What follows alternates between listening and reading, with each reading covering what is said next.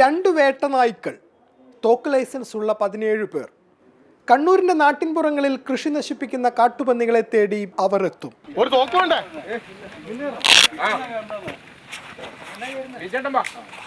ഇവിടെ ഒന്ന് രണ്ട് ചാട്ടം അവിടെ നിൽക്കുന്ന ആള്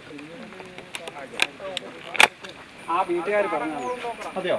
ആ റബ്ബറിനകത്തല്ല, നമ്മളിപ്പോ കൊച്ചാപ്പി ഇറങ്ങി വന്നിട്ട് ചെറിയ കാടില്ലേ ഈ കാട്ടിനകത്തുണ്ട്. അപ്പൊ ഇറങ്ങി കിടക്കുന്നിടത്തോളെ അല്ല ഇത് ഇത് വഴിയാ അതായത് ഒരെണ്ണം അവിടെയുള്ള ഒരെണ്ണം ഇതിൻ്റെ അകത്തുണ്ട്.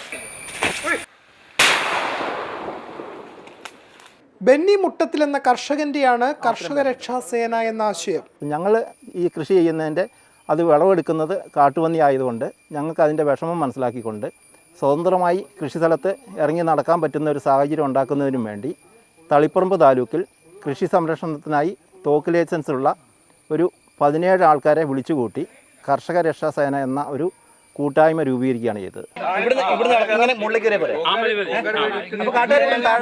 പന്നികൾ നെല്ല് കായ്ക്കാറാകുമ്പോഴാണ് വരുന്നത്, പതിരിടുമ്പോഴാണ് വരുന്നത്. അപ്പോഴേക്കും അതിന് പാല് കുടിക്കാനൊക്കെ ആയിട്ടാണ് വരുന്നത്. പിന്നെ മൊത്തത്തിലങ്ങ് നശിപ്പിക്കുകയാണ്. അപ്പോൾ ഞാൻ പഞ്ചായത്തിൽ നിരന്തരമായിട്ട് അപേക്ഷ കൊടുത്തുകൊണ്ടിരുന്നു. അതിൻ്റെ ഭാഗമായിട്ടാണ് ഇങ്ങനൊരു ടീമുണ്ടെന്നും അവർക്ക് നമുക്ക് ഇതുപോലെ ചെയ്തു തരാൻ പറ്റുന്നുള്ള ഒരു ശുഭാപ്തി വിശ്വാസത്തോടെയാണ് നമ്മൾ വിളിച്ചത്. അപ്പോൾ അതിൽ നല്ല ഒരു പ്രയോജനം കണ്ടെത്തിയിട്ടുണ്ട്. കാട് മൂടിയ പ്രദേശത്തു നിന്നും പന്നികളെ പുറത്തെത്തിക്കുന്നതിനായി നായ്ക്കളുടെ സേവനം ഉപയോഗപ്പെടുത്തും. തോക്ക് ലൈസൻസ് ഉള്ള 17 പേർക്കും പ്രത്യേക പരിശീലനം നൽകിയാണ് ദൗത്യത്തിനായി തിരഞ്ഞെടുത്തത്. ഗോവയിലുള്ള യാഷ് ഷൂട്ടിംഗ് അക്കാഡമി എന്ന് പറയുന്ന പരിശീലന കേന്ദ്രത്തിൽ പോയി 5 ദിവസത്തെ ട്രെയിനിങ് പൂർത്തിയാക്കിയ ഒരാൾ എല്ലാ തരത്തിലുള്ള തോക്കുകളും ഉപയോഗിക്കാനുള്ള പരിശീലനം നേടിയിട്ടുണ്ട്.